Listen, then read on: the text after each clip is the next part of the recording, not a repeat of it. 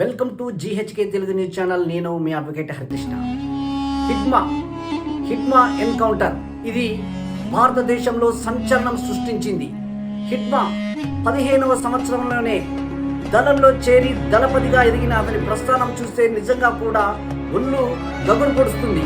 ఎందుకంటే అతను 15వ ఏటనే తుపాకీ పట్టి ఉద్యమంలో చురుకైన పాత్ర పోషించి తను ఎంతో మందిని సిఆర్పిఎఫ్ జవాన్లని చంపడం కూడా ఒక సంచలనాత్మకంగా పేరు వచ్చిందంటే నిజంగా హిడ్మాన్ చూస్తే చాలా మందిలో మరి వణుకు పుట్టేది. అలాంటి హిడ్మా 51వ ఏట అతను మరణం చెందడం నిజంగా మావోయిస్టు పార్టీకి పూర్తిగా కోలుకోలేని దెబ్బ తగలడం నిజంగా ఇది ఆశ్చర్యం కాకమానదు. ఎందుకంటే మావోయిజం అనేది ఇప్పుడు అది చెల్లని సిద్ధాంతంగా మారిపోయింది. కాబట్టి ప్రతి ఒక్క మావోయిస్టు కూడా సరెండర్ కాకపోతే వారి ప్రాణాలకు కూడా ముప్పు వచ్చే ప్రమాదం ఉంది.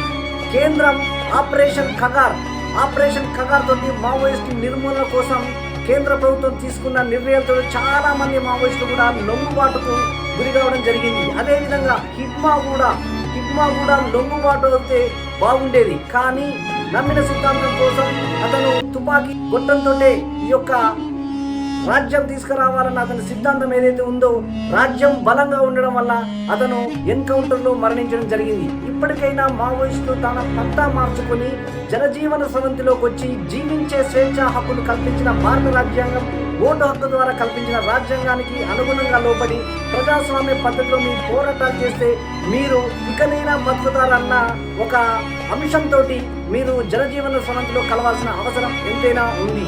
హిడ్మా తను సాధించిన పోరాట పంట మావోయిజానికి అనేక బలాన్ని చేకూర్చిన తను ఇక రాజ్యం ముంగట నిలబడలేకపోయాడు.